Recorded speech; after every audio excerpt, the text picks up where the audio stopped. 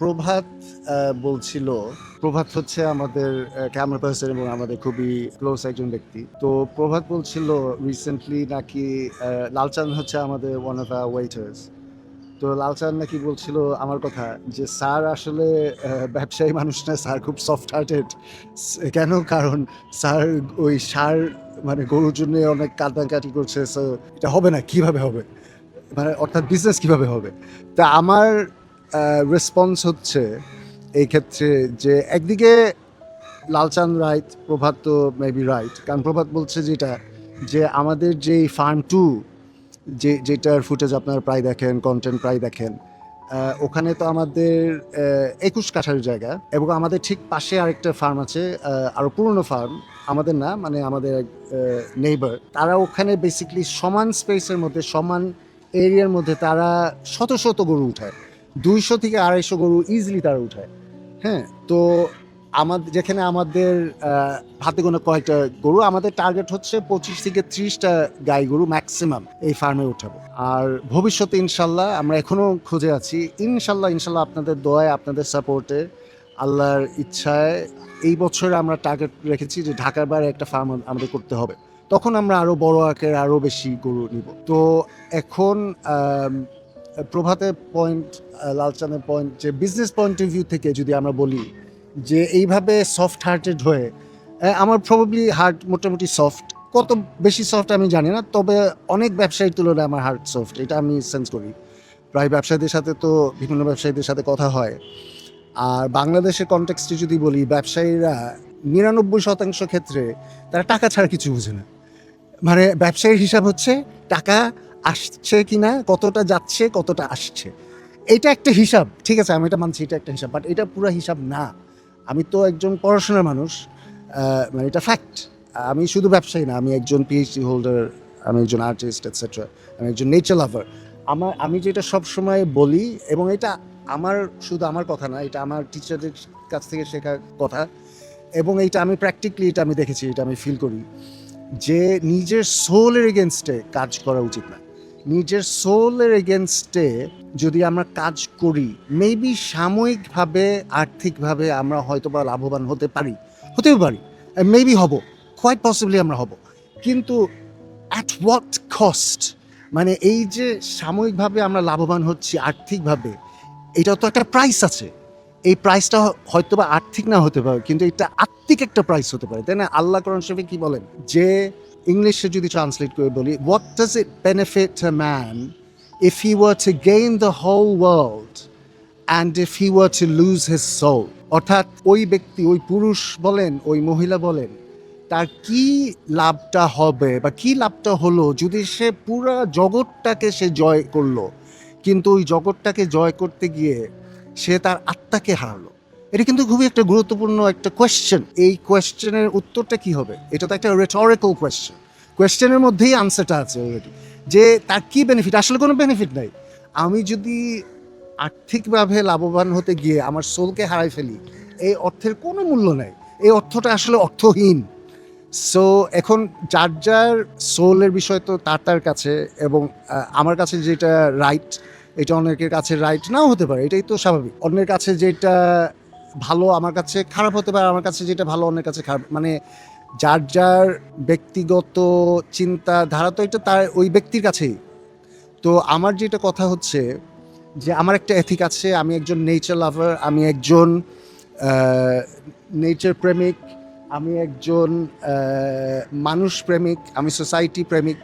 আমি চাই না যে, আমি তো এই বিজনেস করছি, আলটিমেটলি আমার একটা লক্ষ্য আছে, এই বিজনেসের মাধ্যমে আমরা সোসাইটিকে বেনিফিট করতে চাই। শুধু টাকা পয়সার কথা চিন্তা করলে তাহলে আমি ব্যবসায়ী করব না। আমি বিজনেস করি আমার একটা বড় একটা চিন্তাধারা থেকে আমি বিজনেস করি। আমার চিন্তা হচ্ছে, আল্লাহ যদি বাঁচায় রাখে, আমাদের চুগানেকের ফিলসফি হচ্ছে আমরা সোসাইটিতে কন্ট্রিবিউট করতে চাই।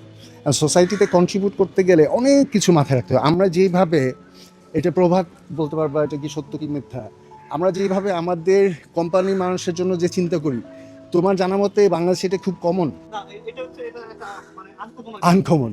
প্রভাত বলছে এটা আনকমন, আসলেই আনকমন। আমরা যেভাবে আমাদের এমপ্লয়ীদের জন্য চিন্তা করি, বাংলাদেশের অধিকাংশ ব্যবসায়ী তাদের লিটারালি এমপ্লয়ীদের বেতনই দেয় না ঠিক মতো, 2-3 মাস বেতন দেয় না। আমার কাছে অবিশ্বাস্য মনে হয় এটা কিভাবে সম্ভব, তাই না? সো আমাদের ফিলোসফি অধিকাংশ ব্যবসায়ীদের সাথে ম্যাচ করবে না। আপনি যেটা বলছেন স্যার, এই যে বেতনের যে বিষয়টা, হ্যাঁ, এটা তো বাংলাদেশে হচ্ছে যে আপনার হচ্ছে যে মানে আহ, অনেক বহিঃপ্রর কোম্পানি আছে যারা হচ্ছে যে আপনার এই লোকজন প্রচুর নিয়োগ দেয়, নিয়োগ দিয়ে হচ্ছে যে 1 মাস বেতন দিয়ে তা 3 মাস ঘোরায়। হ্যাঁ, ঘোরার পরে তার যখন ওই লোকটা চাকরি ছেড়ে দেয়, হ্যাঁ, তখন আর হচ্ছে যে ওই টাকাটা তারা দেয় না। এরকম প্রচুর আছে আর কি। হ্যাঁ, যে তারা হচ্ছে যে কিছু কিছু কোম্পানি এইভাবেই চলে আর কি। তো যেটা হয় দিন শেষে মানে আমরা এখন মানে তাদের মানে ফিডব্যাক দেখি যেটা, এটা হচ্ছে যে ও ঠিকই টাকা মানে মেরে নেয় কিন্তু মানুষকে কষ্ট দেয়, কিন্তু ও এই আপনার হচ্ছে যে ওর যেই আত্মা, হ্যাঁ, ও সবসময় হচ্ছে যে মানে জ্বলতে থাকে, এবং কি ও সবসময় হচ্ছে যে মনে হচ্ছে যে আমাকে আগুনে পোড়াচ্ছে, এরকম একটা অবস্থা থাকতে থাকে। আরেকটা বিষয় হচ্ছে যে দেখুন ওদের ছেলের সন্তানটা, হ্যাঁ, দেখবেন ছেলের সন্তানটা হয়তো হচ্ছে যে কেউ ক্যান্সারে মারা যায়, তারপর হচ্ছে যে কেউ অটিস্টিক, হ্যাঁ, আবার কেউ হচ্ছে রোড অ্যাক্সিডেন্টে মারা যায়, তারপর নানান সমস্যা হয়তো হচ্ছে যে ও ওই ছেলে হচ্ছে ওর বাবাকে মেরে ফেলে, মাকে মেরে ফেলে। এই যে গজবগুলো, হ্যাঁ, এইটা হচ্ছে যে এই কারণেই হয়। এক্স্যাক্টলি, গজবগুলো মানুষের বরদোয়া।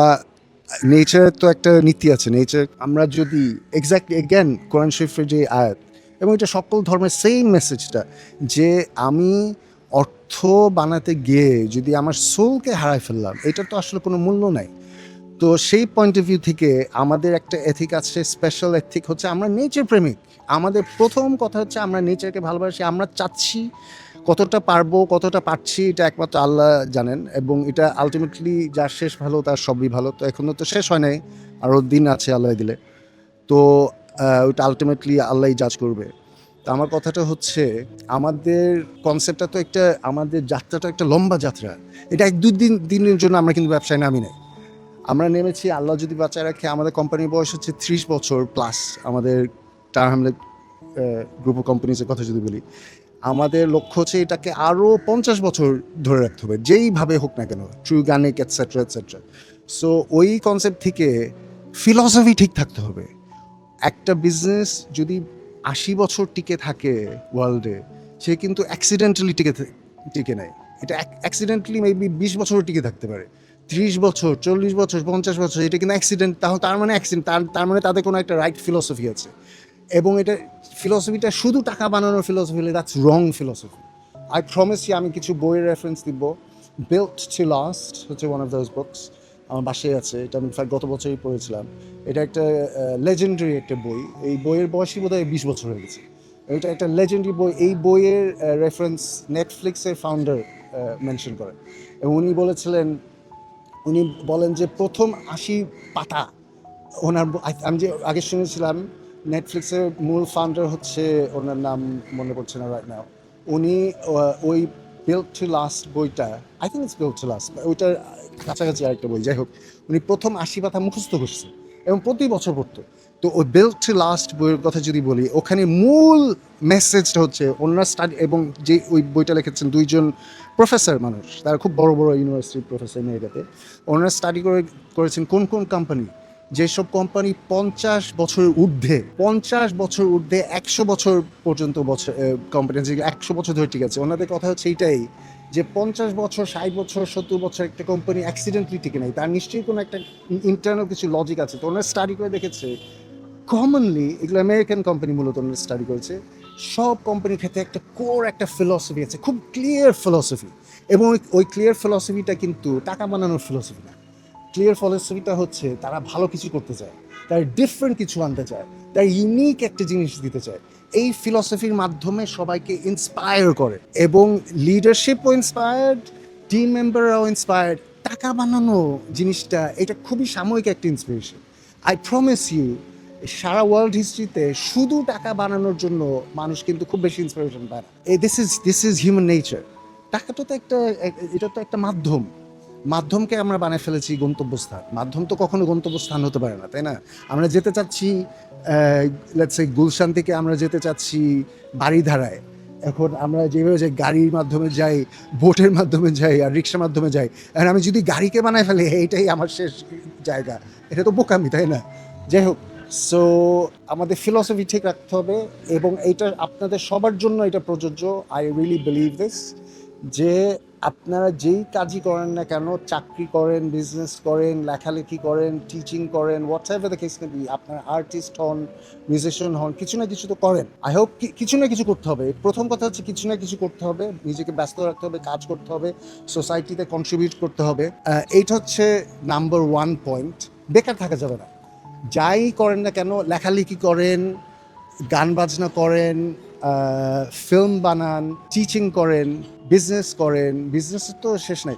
মানে কিছু না কিছু করা মাস্ট। সোসাইটিতে কিছু কন্ট্রিবিউট করতে হবে। আমরা তো সোসাইটিতে আসছি, আমরা তো জন্ম নিয়েছি এই জগতে, তাই না? এবং আমরা জন্ম নিয়েছি, আমরা একটা সাময়িক একটা নির্দিষ্ট টাইমের জন্য আছি। আমাদের কিছু দিয়ে যেতে হবে ওয়ার্ল্ড। এটা হচ্ছে প্রথম কথা।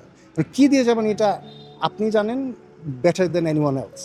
আপনার বাবা মাও জানে না। অ্যাকচুয়াল কথা হচ্ছে আপনার বাবা মাও জানে না আপনি আপনার ইউনিক কী দেওয়ার কথা, ওইটা আপনি সবচেয়ে ভালো জানেন। আপনার টিচাররা আপনাকে হেল্প করতে পারবে ওইটা বের করার জন্য। আচ্ছা, প্রথম কথা কিছু করতে হবে ভালো।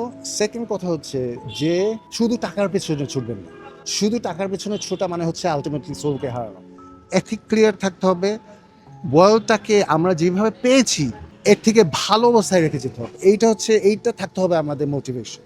আমাদের মোটিভেশন যদি থাকে যে আমরা খালি নিয়েই যাব আর কিছু দিয়ে গেলাম না, এটা হচ্ছে ডিজাস্টার। আমি মনে করি এটা অধিকাংশ ব্যবসায়ীদের ক্ষেত্রে এটা ট্রু। আনফর্চুনেট, খুবই দুঃখের বিষয়, একজন ব্যবসায়ীর হাতে কিন্তু অনেক পসিবিলিটি আছে। ব্যবসায়ীদের মাধ্যমে তা ইনফ্যাক্ট ইকোনমি চলে, এটাই তো ফ্যাক্ট, তাই না? তো তাই বলে ব্যবসায়ীরা ফেরস্তা এটা আমি বলছি না, এটা জাস্ট ফ্যাক্ট। এটা হচ্ছে ক্যাপিটালিস্ট সোসাইটিতে এটা রিয়ালিটি, কিন্তু ডিনাই করা যাবে না। এবং ব্যবসায়ীর ক্যাপাসিটি, ওনার ফাইন্যান্সিয়াল কানেকশনটা ওইসবের উপর নির্ভর করে, ওনার ক্যাপাসিটিটা, তাই না? বাট আরও নির্ভর করে আমি মনে করি ফাইন্যান্সিয়াল এবং ওনার কানেকশনের থেকে আরও বেশি গুরুত্বপূর্ণ বিষয় হচ্ছে, আবারও একই কথায় চলে আসতেছি, ওনার ফিলসফি যখন রিয়েলি স্ট্রং হবে, রিয়েলি পাওয়ারফুল ফিলসফি হবে, উনি খুবই বড় কন্ট্রিবিউশন করে যেতে পারবে সোসাইটিতে। কিন্তু আনফর্চুনেটলি 99% ব্যবসায়ী ওল দে নাও, তার একটাই জানে হচ্ছে টাকা পয়সা, টাকা কত আসলো কত গেল, এই ফিলসফিতে আমরা বিশ্বাস করি না। এবং নেচার, আল্লাহর সৃষ্টি তো নেচার কিন্তু এইভাবে হিসাব করে, নেচার খালি দিয়েই যায়। আপনারা কয়জন ব্যবসায়ীকে চিনেন যে তার চিন্তা হচ্ছে কিভাবে আমি মানুষকে দিতে পারি? এটা কিন্তু নাই, এটা কিন্তু খুবই রেয়ার। কিন্তু ব্যবসায়ীদের এমন হওয়া উচিত ছিল এবং এমন হওয়া সম্ভব। এই ফিলসফি রেখেও বিজনেস করা সম্ভব। আই রিয়েলি বিলিভ দিস, এবং ইনশাল্লাহ এটা আমরা প্রমাণ করে দেখাচ্ছি হোপফুলি। এখনও না দেখাতে পারলে আপনারা সুন দেখবেন ইনশাল্লাহ, যে প্রপার এথিক মেনটেন করে সোসাইটিতে কন্ট্রিবিউট করে, খালি নেই না, দিয়েও সুন্দর ব্যবসা করে টিকে থাকা যাবে এবং সোসাইটিকে আরও সমৃদ্ধ করা সম্ভব। Thank you.